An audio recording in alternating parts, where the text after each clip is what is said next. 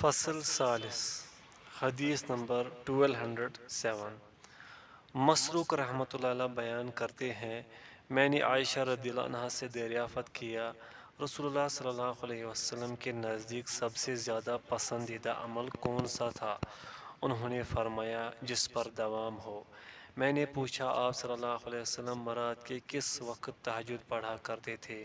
انہوں نے فرمایا جب آپ مرغ کی آواز سنتے تب آپ صلی اللہ علیہ وسلم تہجد پڑھا کرتے تھے۔ متفق علیہ۔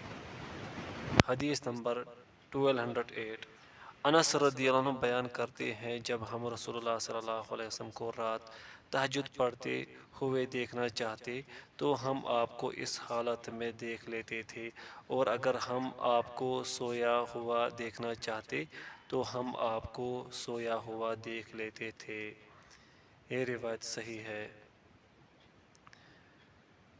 حدیث نمبر 1209 حمید بن عبد الرحمن بن عوف بیان کرتے ہیں، نبی صلی اللہ علیہ وسلم کے کسی صحابی نے بیان کیا کہ میں ایک سفر میں رسول اللہ صلی اللہ علیہ وسلم کے ساتھ تھا۔ اس دوران میں نے کہا، اللہ کی قسم میں رسول اللہ صلی اللہ علیہ وسلم کی نماز دیکھنے کے لیے آپ کو غور سے دیکھتا رہوں گا حتیٰ کہ میں آپ کا فعل دیکھ سکوں۔ جب آپ صلی اللہ علیہ وسلم نے نماز عشاء پڑھ لی تو آپ رات دیر تک سوئے رہے، پھر بیدار ہوئے تو افق پر نظر ڈال کر یہ آیت کریمہ تلاوت فرمائی، ہمارے پروردگار تو نے یہ ناحق پیدا نہیں فرمایا حتیٰ کہ آپ صلی اللہ علیہ وسلم یہاں تک پہنچے، بے شک تو وعدہ خلافی نہیں کرتا۔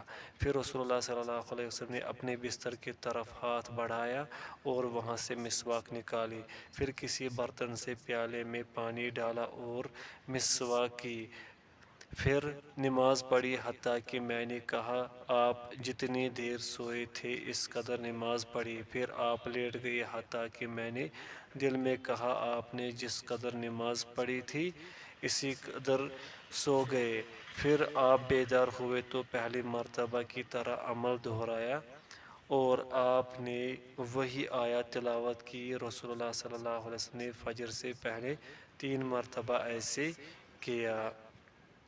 اس کی سند صحیح ہے۔ حدیث نمبر 1210 یعلا بن مملک سے روایت ہے کہ انہوں نے نبی صلی اللہ علیہ وسلم کی زوجہ محترمہ ام سلمہ رضی اللہ عنہ سے نبی صلی اللہ علیہ وسلم کی قرات اور نماز کے متعلق دریافت کیا تو انہوں نے فرمایا، تم ان کی نماز کے متعلق پوچھ کر کیا کرو گے؟ آپ صلی اللہ علیہ وسلم نماز پڑھا کرتے تھے، پھر آپ نے جتنی دیر نماز پڑھی ہوتی اتنی دیر سو جاتے تھے، پھر جس قدر سوئے اسی قدر نماز پڑھتے، پھر جتنی دیر نماز پڑھی ہوتی اسی قدر سو جاتے تھے حتیٰ کہ صبح ہو جاتی۔ پھر انہوں نے آپ صلی اللہ علیہ وسلم کی قرات کے متعلق بتایا تو انہوں نے فرمایا کہ آپ کی قرات کا ایک ایک حرف واضح ہوتا تھا۔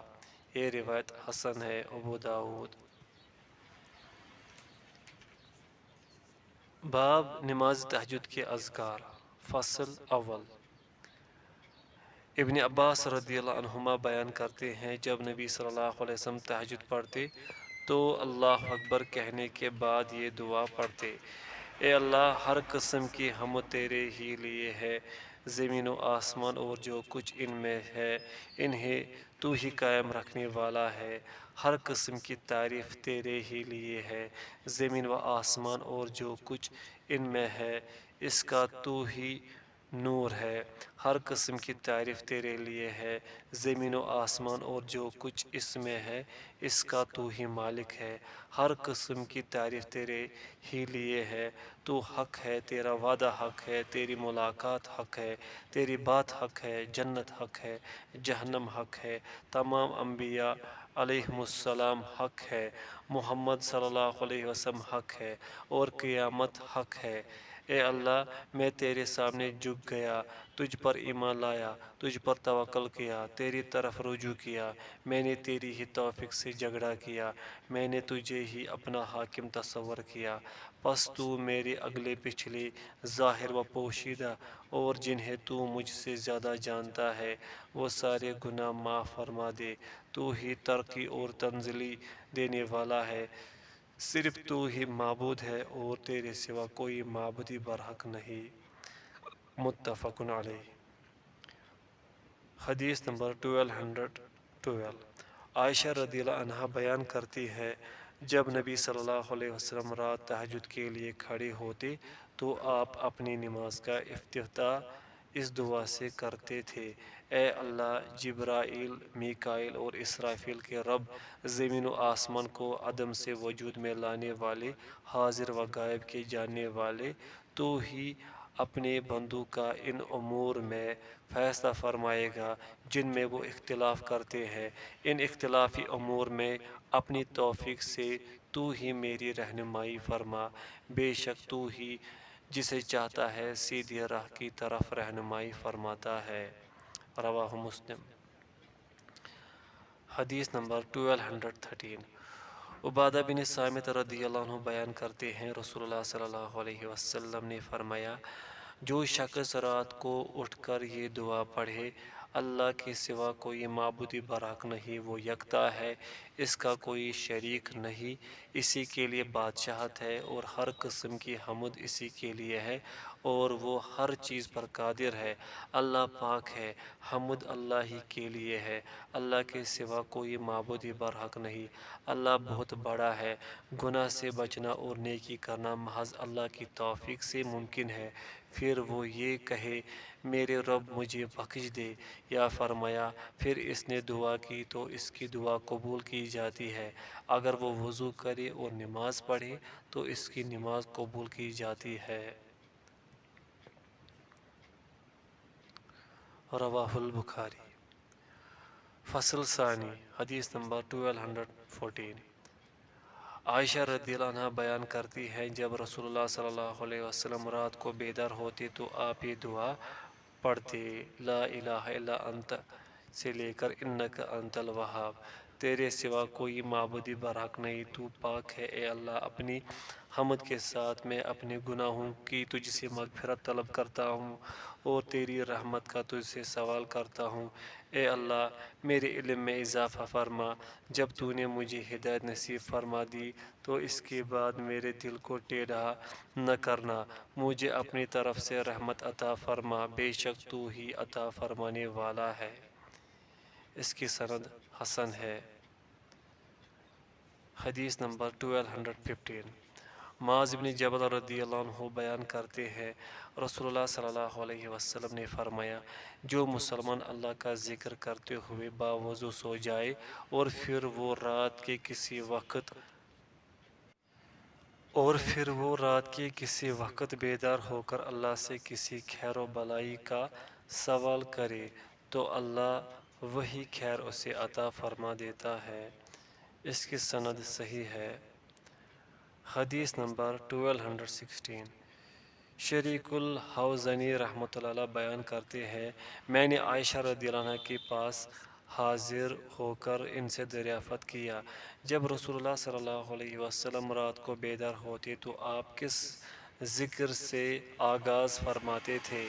انہوں نے فرمایا: تم نے ایسی چیز کے بارے میں مجھ سے سوال کیا ہے جس کے متعلق تم سے پہلے کسی نے مجھ سے دریافت نہیں کیا۔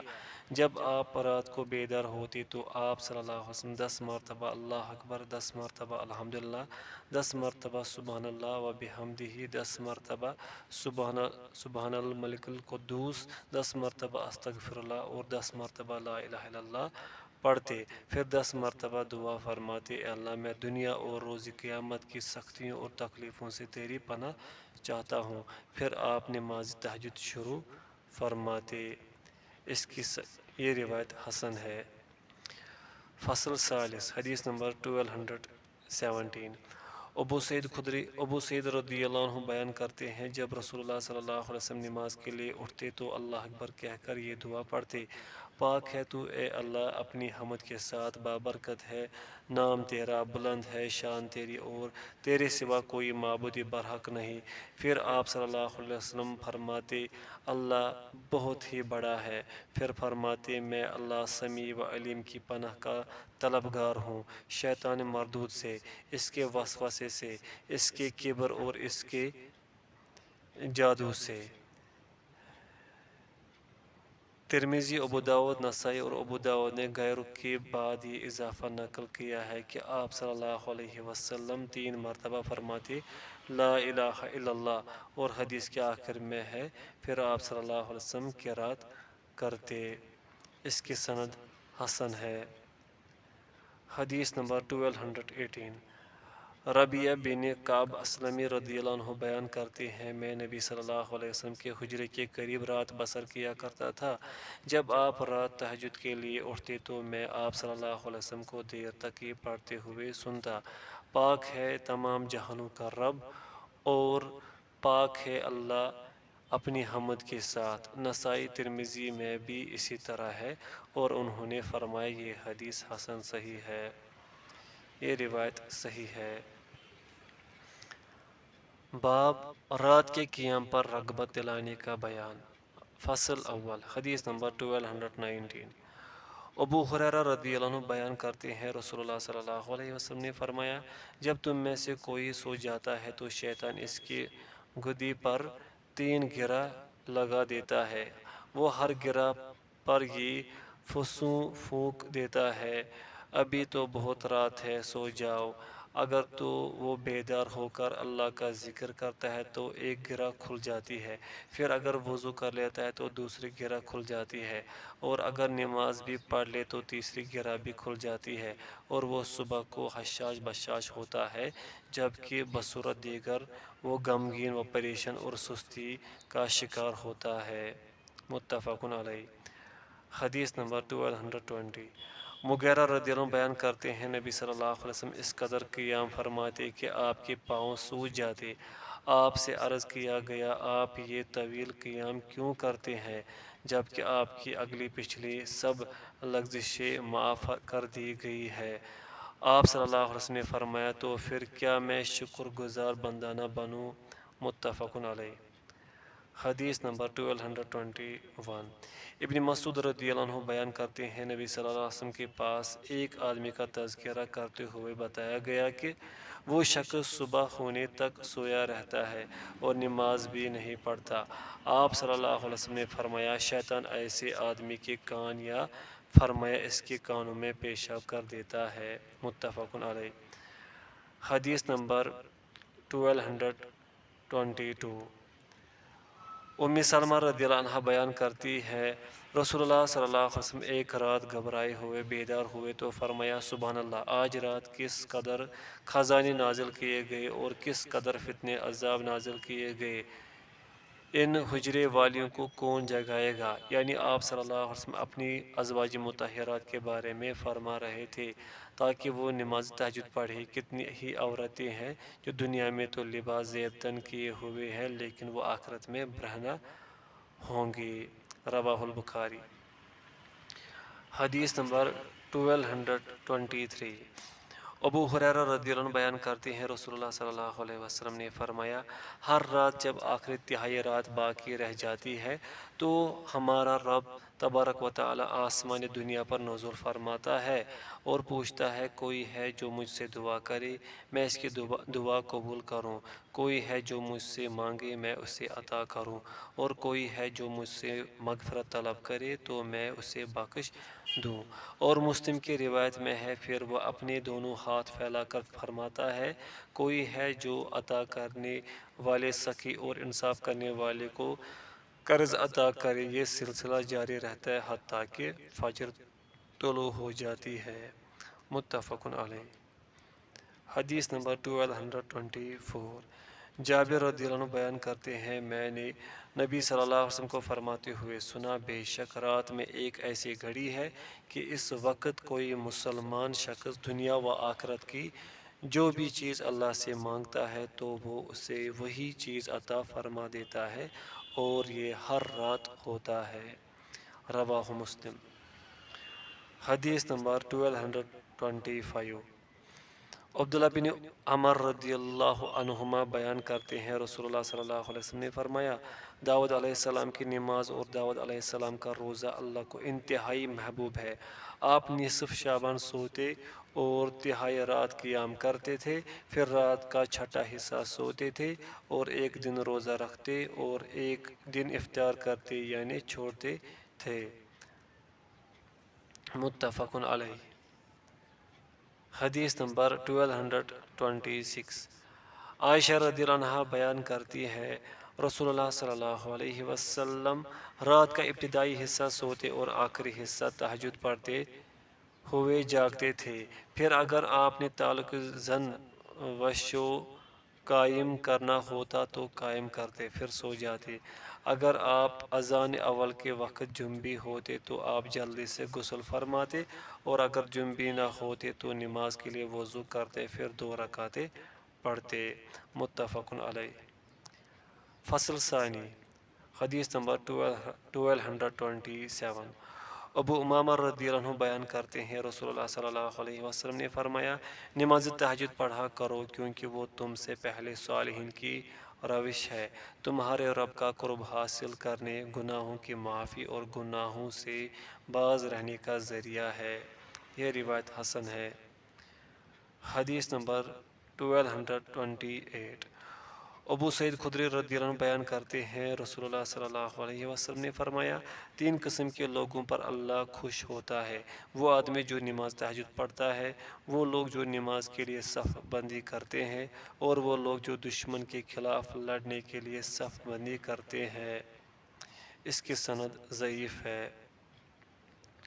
حدیث نمبر 1229۔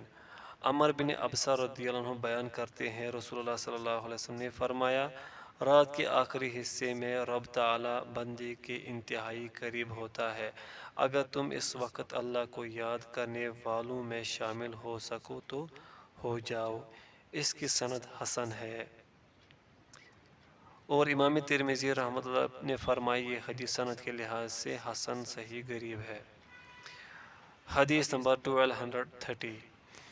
ابو ہریرہ رضی اللہ عنہ بیان کرتے ہیں، رسول اللہ صلی اللہ علیہ وسلم نے فرمایا، اللہ اس بندے پر رحم فرمائے جو رات اٹھ کر تہجد پڑھے، اپنی اہلیہ کو جگائے اور وہ نماز پڑھے، لیکن اگر وہ انکار کرے تو اس کے چہرے پر پانی چھڑکے۔ اللہ اس عورت پر رحم فرمائے جو رات کو اٹھ کر تہجد پڑھے، اپنے خاوند کو اٹھائے اور وہ نماز پڑھے، لیکن اگر وہ انکار کرے تو وہ اس کے چہرے پر پانی کے چھینٹے مارے۔ اس کی سند حسن ہے۔ حدیث نمبر 1231۔ ابو امامہ رضی اللہ عنہ بیان کرتے ہیں، عرض کیا گیا، اللہ کے رسول صلی اللہ علیہ وسلم کون سی دعا زیادہ قبول ہوتی ہے؟ آپ صلی اللہ علیہ وسلم نے فرمایا، رات کے آخری حصے اور فرض نمازوں کے بعد کی گئی دعا۔ اس کی سند ضعیف ہے۔ حدیث نمبر 1232۔ ابو مالک اشعری رضی اللہ عنہ بیان کرتے ہیں، رسول اللہ صلی اللہ علیہ وسلم نے فرمایا، جنت میں کچھ ایسے کمرے ہیں جو اس قدر شفاف ہیں کہ ان کا ظاہر ان کے باطن سے اور ان کا باطن ان کے ظاہر سے نظر آتا ہوگا۔ اللہ نے انہیں ایسے لوگوں کے لیے تیار کیا ہے جو نرم گفتگو کرتے ہیں، کھانا کھلاتے ہیں، کثرت سے نفل روزے رکھتے ہیں اور نماز تہجد پڑھتے ہیں جبکہ لوگ سو رہے ہوتے ہیں۔ بیہقی فی شعب الایمان۔ اس کی سند ضعیف ہے۔ حدیث نمبر 1233۔ اور امام ترمذی رحمۃ اللہ نے علی رضی اللہ عنہ سے اسی طرح روایت کیا ہے، اور اس کی روایت میں ہے، جس نے اچھی گفتگو کی۔ اس کی سند بھی ضعیف ہے۔ فصل ثالث۔ حدیث نمبر 1234۔ عبداللہ بن عمر بن عاص رضی اللہ عنہما بیان کرتے ہیں، رسول اللہ صلی اللہ علیہ وسلم نے مجھے فرمایا، عبداللہ فلاں شخص کی طرح نہ ہو جانا، وہ تہجد پڑھا کرتا تھا لیکن اب اس نے تہجد پڑھنا چھوڑ دی ہے۔ متفق علیہ۔ حدیث نمبر 1235۔ عثمان بن ابی العاص رضی اللہ عنہ بیان کرتے ہیں، میں نے رسول اللہ صلی اللہ علیہ وسلم کو فرماتے ہوئے سنا، داؤد علیہ السلام کے لیے رات کی ایک گھڑی تھی جس میں وہ اپنے اہل خانہ کو جگاتے ہوئے فرماتے تھے، آل داؤد کھڑے ہو جاؤ اور نماز پڑھو، کیونکہ اس گھڑی میں اللہ عز و جل جادوگر اور محصول وصول کرنے والے کی دعا کے سوا ہر دعا قبول فرماتا ہے۔ اس کی سند ضعیف ہے۔ حدیث نمبر 1236۔ ابو ہریرہ رضی اللہ عنہ بیان کرتے ہیں، میں نے رسول اللہ صلی اللہ علیہ وسلم کو فرماتے ہوئے سنا، فرض نماز کے بعد رات کے آخری حصے میں پڑھی گئی نماز سب سے بہتر ہے۔ یہ روایت صحیح ہے۔ حدیث نمبر 1237۔ ابو ہریرہ رضی اللہ عنہ بیان کرتے ہیں، ایک آدمی نبی صلی اللہ علیہ وسلم کی خدمت میں حاضر ہوا تو اس نے عرض کیا، فلاں شخص رات کو تہجد پڑھتا ہے اور جب صبح ہوتی ہے چوری کرتا ہے۔ آپ صلی اللہ علیہ وسلم نے فرمایا، بے شک وہ عنقریب تمہاری بتائی ہوئی بات نماز اسے روک دے گی۔ اس کی سند صحیح ہے۔ حدیث نمبر 1238۔ ابو سعید اور ابو ہریرہ رضی اللہ عنہما بیان کرتے ہیں، رسول اللہ صلی اللہ علیہ وسلم نے فرمایا، جب آدمی رات کے وقت اپنی اہلیہ کو جگاتا ہے تو وہ دونوں نماز پڑھتے ہیں یا وہ دونوں اکٹھے 2 رکعتیں پڑھتے ہیں تو وہ دونوں ذاکرین اور ذاکرات میں لکھ دیے جاتے ہیں۔ اس کی سند ضعیف ہے۔ حدیث نمبر 1239۔ ابن عباس رضی اللہ عنہما بیان کرتے ہیں، رسول اللہ صلی اللہ علیہ وسلم نے فرمایا، حاملین قرآن اور تہجد گزار لوگ میری امت کے شرفاء ہیں۔ اس کی سند موضوع ہے، یعنی من گڑت۔ حدیث نمبر 1240۔ ابن عمر رضی اللہ عنہما سے روایت ہے کہ ان کے والد عمر بن خطاب رضی اللہ عنہ جس قدر اللہ چاہتا نماز تہجد پڑھتے رہتے، حتیٰ کہ جب رات کا آخری حصہ آتا تو آپ اپنے اہل خانہ کو نماز کے لیے اٹھاتے تو انہیں کہتے، نماز پڑھو یا نماز کا وقت ہو گیا ہے۔ پھر آپ یہ آیت تلاوت فرماتے، اپنے گھر والوں کا نماز کا حکم دے اور اس پر قائم رہے، ہم آپ سے روزی کے طالب نہیں بلکہ ہم آپ کو رزق دیتے ہیں اور عاقبت تو پرہیزگاروں ہی کے لیے ہے۔ یہ روایت صحیح ہے۔